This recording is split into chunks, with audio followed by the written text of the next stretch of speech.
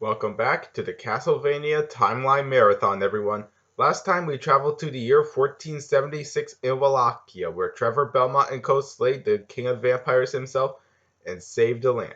Now let's jump ahead 3 years later in the events in the final game of the Trevor Belmont era, Castlevania Curse of Darkness. Castlevania Curse of Darkness, much like Lament of Innocence, is a 3D action-adventure hack-and-slash Metroidvania game released in Japan on November 1st, 2005, with America getting it on November 24th and Europeans on February 17th, 2006 for the PlayStation 2 and the original Xbox. And as always, published and developed by Konami. You get the gist at this point. It is meant to be a follow-up to the aforementioned Castlevania 3 Dracula's Curse, but instead of playing as a Belmont, today's hero is an ex-general of Dracula, Hector, voiced by Crispin Freeman returning from Lament of Innocence. That's honestly very poetic when you think about it. In Lament of Innocence, he voiced as the big mastermind who eventually became Dracula, and here he's voicing the main hero.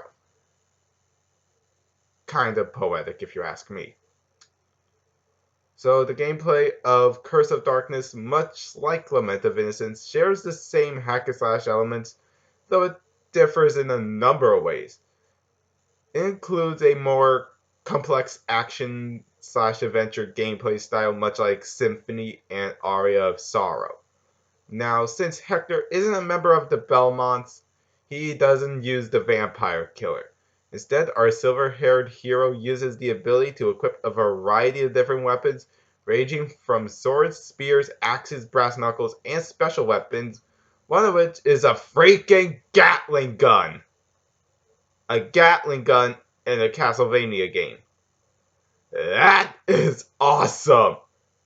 There is an extra mode upon beating the game where you can play as Trevor, equipped with the Vampire Killer and the iconic sub-weapons. Now, here's a little secret I bet none of you know about. If you do have a save file of the original copy of Lament of Innocence, you could get an item called a Moai statue, hope I pronounced that right, which you can sell at a shop for an amazing amount of coins. This is only available for the PlayStation 2 version since Curse of Darkness never got a PSN release. The voice acting in Curse of Darkness, now much like Lament of Innocence, is fairly good, though Crispin Freeman still sounds like Helsing Alucard, though. I don't know if that's just me. The soundtrack is great, but I cannot hum any of the songs off of the top of my head. So the soundtrack, while great, isn't very memorable to me. Alright, I forgot one more thing. There was a two-part manga series that completely centers around Hector and another big bad of the game, Isaac, explaining their backstory and how they ran into Dracula's castle, taking place in between the events of Dracula's Curse and Curse of Darkness. It was published in Japan from 2005 and ended in 2006, with Tokyo Pop licensing it for an English language release for North America. The first two volumes in North America was published on September 1st, 2008, and the second part was published on January 1st, 2009. The manga was also licensed in France under Solio Manga. I hope I pronounced that right as well. It was very well received by English readers, with the first volume ranking 72nd on the top 100 best-selling graphics novel in September of 2008, with an estimated 1,564 copies sold, with Part 2 placing 171st on the list of top 300 best-selling graphic novels, with an estimated 720 copies sold.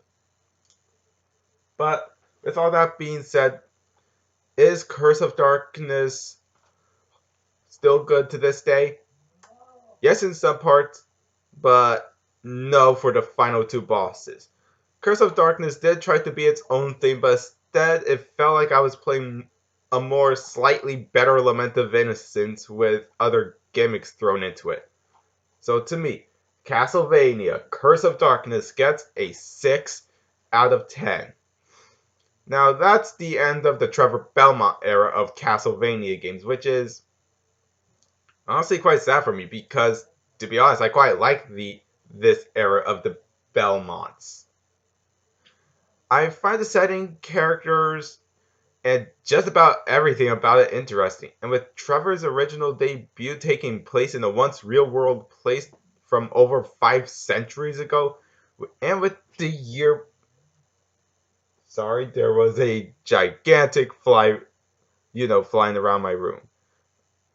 And with the year and death of the real Dracula, Vlad III, or Vlad the Impaler, also made me very interested with how Europe was like many centuries ago.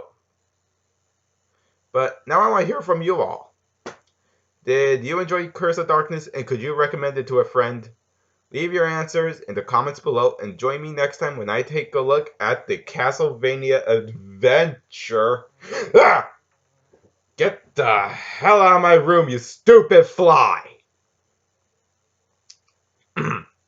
So join me next time when I take a look at Castlevania The Adventure followed by Belmont's Revenge for the original Game Boy. Make sure you like the video and subscribe and click the notification bell to see more. I've been Horror Kid. Ugh.